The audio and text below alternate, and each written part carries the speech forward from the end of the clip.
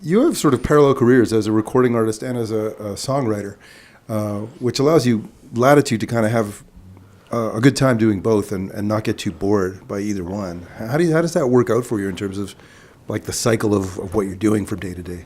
Yeah, I think it's good for me because I have pressure to write all the time, and when you write things for other people, or I mean, writing anything is better than writing nothing. So, and it leads to you writing more on your own and being less frustrated. And it's just like exercise in a way. It's like the more you write, the more often you write, the better you are at it. Like if your brain is in the mode and you're more facile, it's easier and it's funner.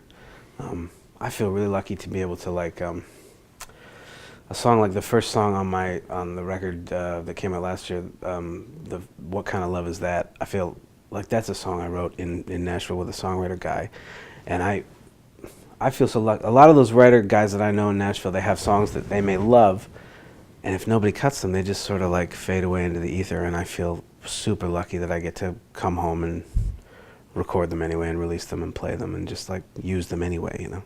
I don't have to like let anything go if I don't want to. Tell me, you mentioned publishing. You signed a publishing deal within the last couple of years in Nashville. Who'd you sign with, and how's that been? I signed with Warner Chappell in Nashville with a guy Ben Vaughn and BJ Hill are my guys there, and it's great. I mean, it was they're the first. I mean, in all honesty, the first, like when I was a kid, I thought I loved writing songs, but I thought, you know, I looked like a smaller version of this, so I thought I couldn't be a famous person. I thought I'd have to write songs for famous people. So I remember I looked it up, I researched it, and one of the first things I looked up when we got the internet was, is there like a job where you can just write songs for other people? And I learned about Bernie Taupin, and I saw that all those guys were all published by Warner Chappell, because it was the oldest one, and they had just merged. Those two things had just merged, and it was. I thought, I was like, oh, that's what I'll go with, right? That's why I'll work for them, you know. So and that was when I was like 12 or 13.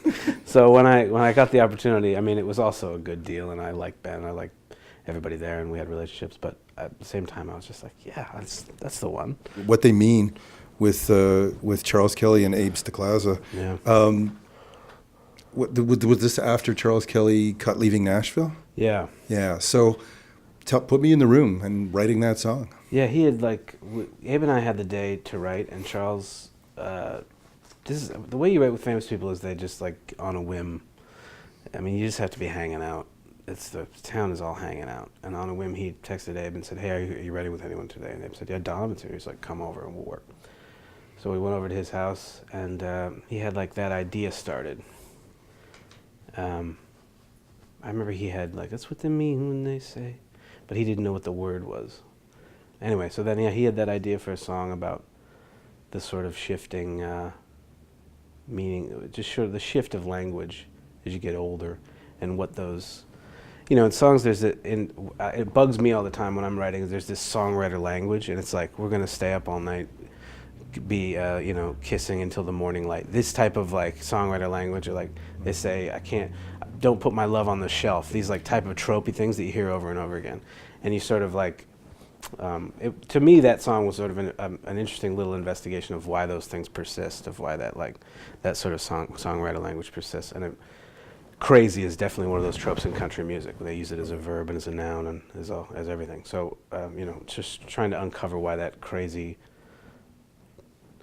like that cliche persists, is because it's a placeholder for something more important and kind of ineffable and hard to describe.